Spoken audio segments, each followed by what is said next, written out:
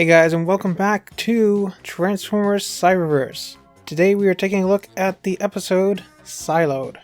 It's interesting to note that this episode takes place parallel to the last episode, basically starting right after Teletran X and ending maybe a few minutes after Matrix of Leadership did.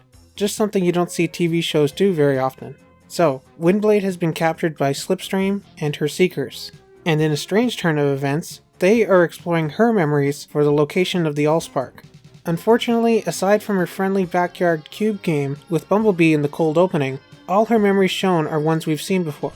It would have been clever of them to put in some memories from future episodes to foreshadow them, or even just ones that she doesn't share with Bumblebee, her time on Caminus, or when she was alone on Cybertron with Perceptor.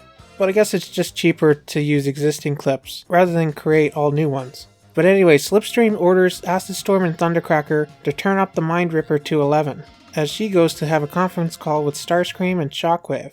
But Windblade unleashes another EMP, knocking out all the Seekers for a few minutes as she hacks into their databanks. When Slipstream finally comes to, Starscream is not happy with her performance, but Shockwave is a little more understanding. I do not blame you, as it is well understood that Seekers have extremely low intelligence. Poor Seekers. I feel sorry for them. Especially Thundercracker. He's starting to become the Waspinator of this show. He's just such a naive, lovable buffoon, even if he doesn't have a brain. Thundercracker, is any of that true? We have brain modules, you filthy Autobots! Silence, Thundercracker! Shockwave did get some useful information though, that Windblade came through the broken space bridge, and he orders Slipstream and her team to repair it. Maybe if they're as lucky as Optimus's crew were in Animated, they'll find the Allspark while they're at it. The other Seekers finally wake up too, but Windblade has no trouble dealing with them and escaping from them. Oh, and we finally have a name for the red, almost hot rod colored Seeker. He's Thrust, which is a little odd that he's not a Conehead like his G1 brothers. Oh well, different continuity, different rules I guess. Finally, it's time for Slipstream and Windblade to face off, one-on-one, Bot versus Con. With Slipstream taking Windblade's sword, which has its own name, Stormfall. All the best swords have names, you know. Windblade is not at a disadvantage though, as she uses her fans like Xena's Chakram.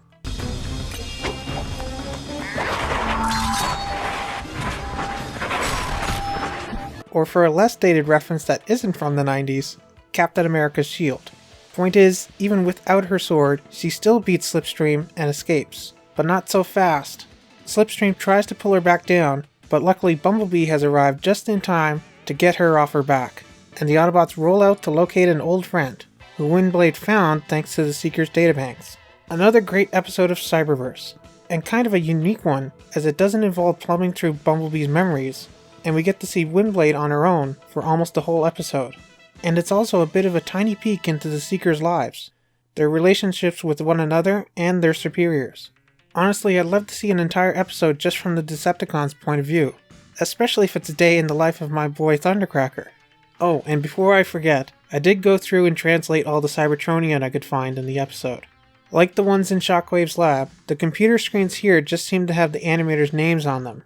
Slipstream's communicator still says Starscream in big letters on the bottom, but it does seem to have some smaller writing in the corner which I can't pick out at this resolution.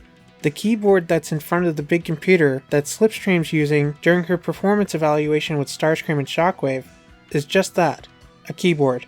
Although only the 26 letters, in alphabetical order, not QWERTY, no numbers or other functions either. And although it's upside down from our perspective due to the camera angle, it's also flipped horizontally for some reason. Poor guys, I guess the Seekers really do have low intelligence if they installed their keyboard backwards.